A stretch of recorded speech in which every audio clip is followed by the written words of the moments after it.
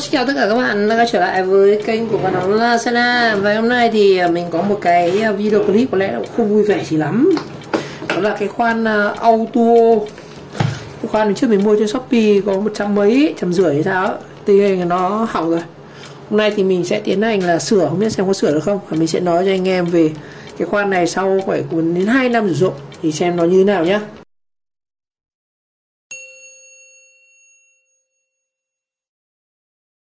Con này thì mình mua từ năm 18 hay 19 gì đấy, nhưng mà đại khái nó cũng phải tầm 2 năm tuổi rồi. Bây giờ thì nó vẫn đang sử dụng được anh em. Đấy, bây giờ hỏng rồi. Đấy, cái triệu chứng nó đấy. Nó cứ quay một lúc xong rồi nó tắt. Kể cả đảo riếc thì mình đang nghi là nó chỉ hỏng hai thành phần thôi. Thứ nhất là hỏng mất cái công tắc này, và thứ hai nữa là hỏng mất cái lõi xeo này. Nhưng mà theo cái kinh nghiệm của mình thì cái lõi xeo này nhiều khả năng là hỏng này. Bằng chứng thì chúng ta test cũng đơn giản thôi. Đây, mình cắm ổ điện thì mình sạc khoảng là gần 3 tiếng đồng hồ mà nó không đầy. Đây, cái sạc đây, sạc đi kèm của khoan nhé. Khi mua khoan các bạn sẽ được một cái khoan này, không có đầu mất vít này đâu, chỉ có khoan này, pin, cả sạc và cái hộp. Tầm khoảng hồi mình mua là 150 hay 190 lâu rồi. Mà hồi đấy là rẻ, bây giờ thì khoan này nó cũng phổ thông trên thị trường rồi. Thì đây, mình sạc cái này khoảng 3-4 tiếng rồi mà không được. Sạc xong thì bấm vào được một lúc thì nó lại ngỏ. Thì khả năng là sẽ chết cái pin này. Thì mình sẽ bông thử cái pin này xem, đo thử từng con cell một xem có con nào chết hay không, rồi thì chúng ta thay nhá. Sửa này cũng dễ, thực ra cái này thì công tắc này thì chắc là ít hỏng này. Còn trong phần lõi này thì chắc là không sao. Mình nghĩ là cái này chắc là cái phần cell này. Thôi, tháo ra luôn. Đấy nhá, cắm thử này. Mình cắm khoảng một tí thôi. Nó lại hồi pin này. Đấy, nó hồi pin một lúc xong lại tắt luôn. Không có được gì nữa. Rồi, bây giờ chúng ta sẽ bung thử cái pin này ra. Cái này như trước mình đã bung thử một lần rồi thì phải. Giờ mình lấy cái túi phít hai cạnh. Đây, cái cell của nó đây anh em. Con này giáo thì chắc là chỉ bung mấy cái cựa này thôi mà. Nó cũng chả có cái gì đâu. Nó có mấy cái cựa đây này. Đây, nó có hai cái cựa ở đây.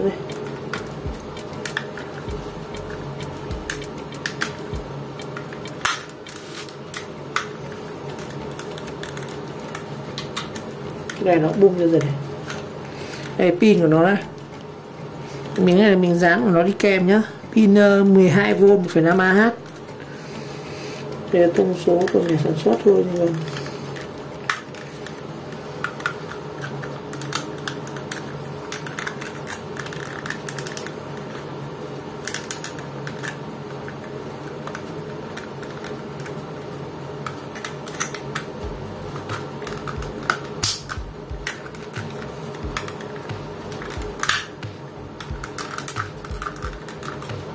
có 3 cái lẫy rồi.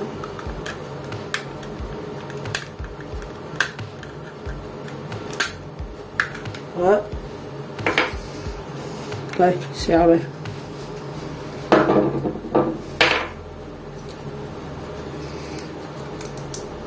Chắc quá anh ạ.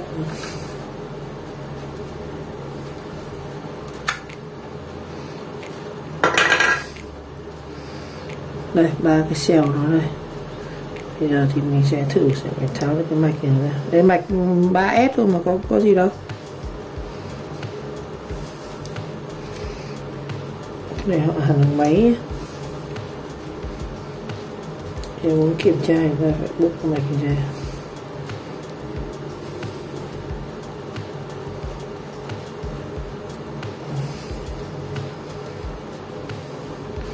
Xem họ đóng bằng máy khá là cứng.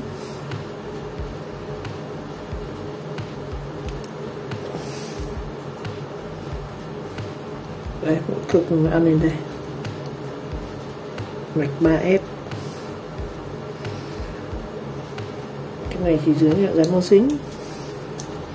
Bây giờ mình sẽ gỡ này ra nhé. Chúng ta gỡ này ra. Đây, thông số của pin đây. Đó là quả này là quả 201806 nhá.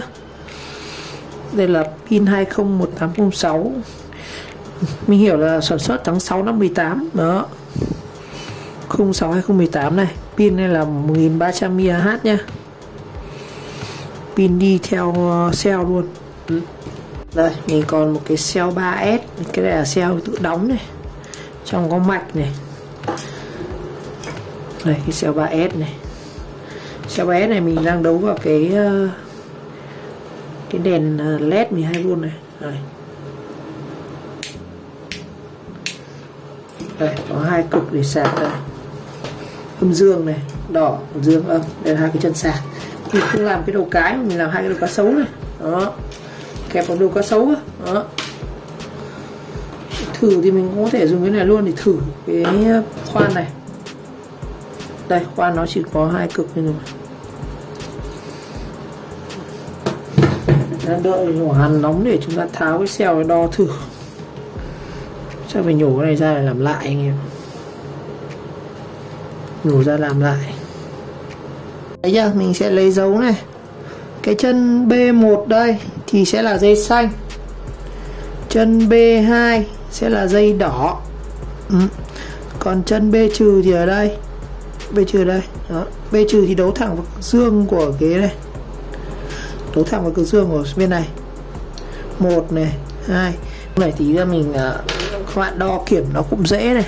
B trừ mình sẽ là viên số 1 này. Vào dương này. Rồi. Tiếp theo là chân B1 sẽ là viên số 2 này. Viên số 2 thì sẽ là cực này nó đấu cái gì đây. Viên này không biết này. Viên số 3 này. Đó. Rồi, có một cách để có thể các bạn không phải hàn lại, các bạn cắt luôn cái này. Đó. Để mình tháo được cái mặt này ra. Tí câu dây vào nối. Đây. Cái này thì nó lại hàn vào nhau rồi.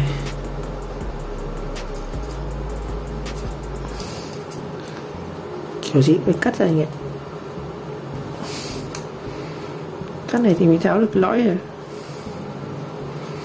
Sợ chắc là chết rồi. Đấy, mình tháo được này.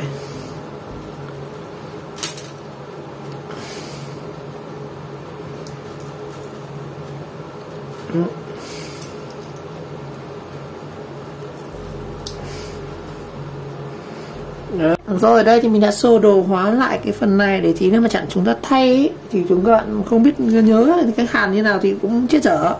Đây mình sẽ phân tích này. Đây là cái sơ đồ nối các, chúng ta sẽ có 4 cái tiếp điểm là 5 chứ, sẽ có là 5 tiếp điểm, gồm có đầu tiên là cái dây B trừ này, đây là cái này.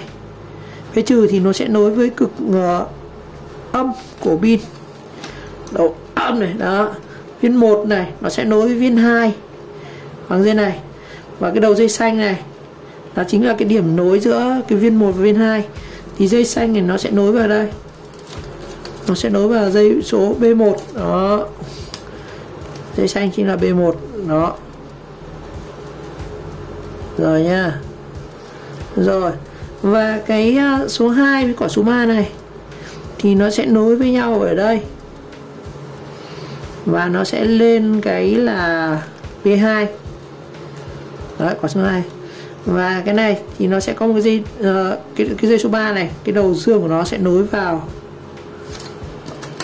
B cộng ở đây. Đây, cái này là B cộng này, chính là giấy đỏ nhá. Ok, giờ mình sẽ tháo nốt cái phần này để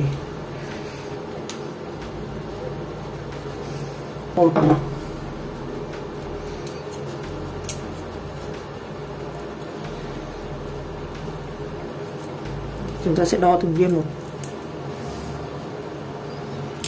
Đó.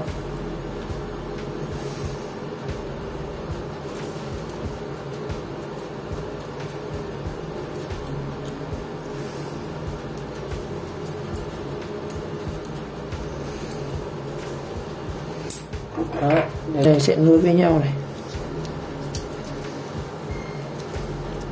Đây nó có cái băng dính hai mặt đó, cắt ra đi đó. Cái này mình câu dây thượng được, cần gì cái này đâu. Cũng cần thiết không phải cái dây kẽm này đâu, dây kẽm này phải có hàn xeo mới làm được. Rồi mình sẽ đo thứ nhất là từ viên 1 này. Theo kinh nghiệm của mình xeo thì nó chỉ chết một viên thôi, ít khi nó chết cả hàng lắm. Để thang là 600V này, 600V DC, đã đo từng viên một nha.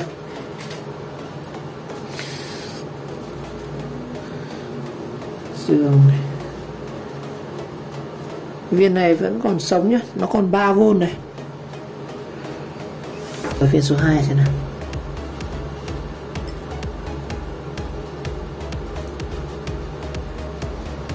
Viên số 2 còn 2V.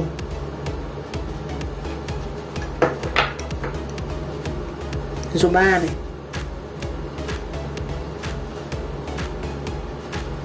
Viên số 3 còn 2V. Đó. Rồi. Ở đây mình thấy viên số 2 là sụt nhất này. Viên số 2 là sụt nhất.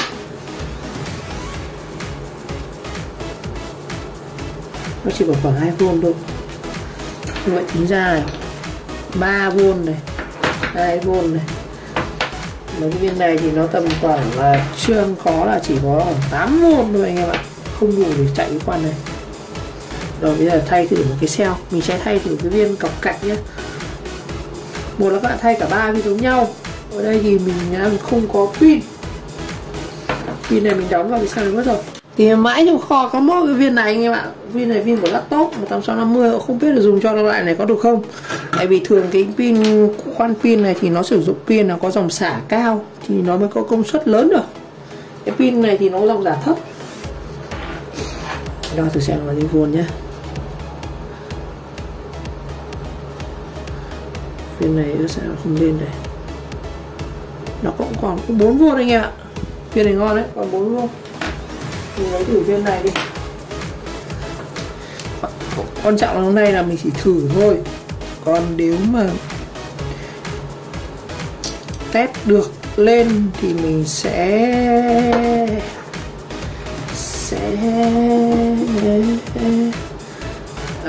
sẽ test thử để xem nó có kích được cái sạc này không đã. Rồi, phần nối dây thì mình sẽ nối tạm như thế này nha anh em. Thì nó cũng hơi xấu nhưng mà chủ yếu là mình thử test thôi.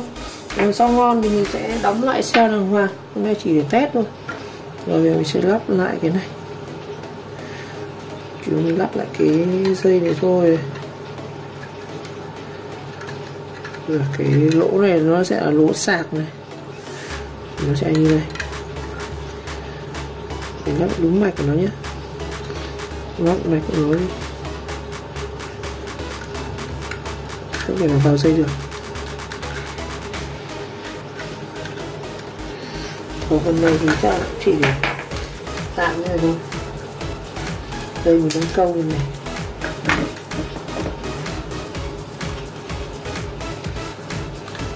Không ăn một cực với khoan.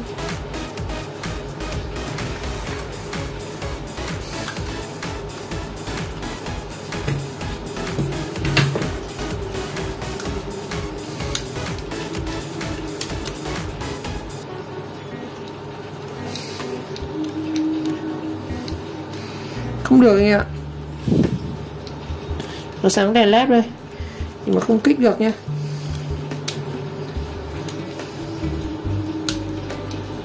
Rồi mình sạc được tầm cũng phải tầm 10 phút rồi, 15 phút rồi.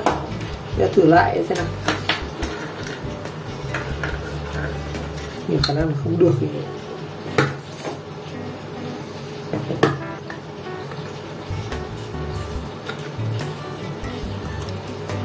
vô đúng xeo của nó, đỡ xeo này không đóng được.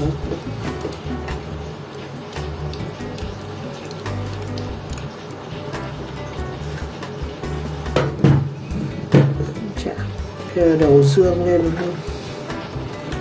Dương và âm này.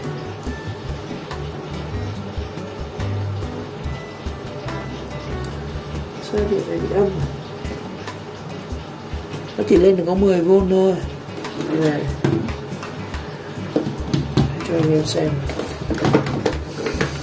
Mình sợ là cái cell này nó cũng chết rồi. Đấy, cái viên này chỉ có đây này, viên này 3V này. Ô, cái cell mình cho nó, cái cell nó tụt xuống còn có là 4V này. Như vậy không hoàn thiện, chưa đủ volt, nó cũng không đủ dòng.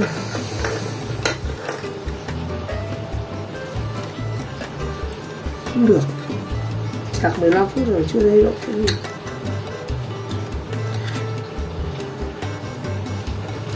Triệu dòng thằng này nó không đủ, có đèn này nhưng mà không chạy được, phải theo đính cell của nó cơ.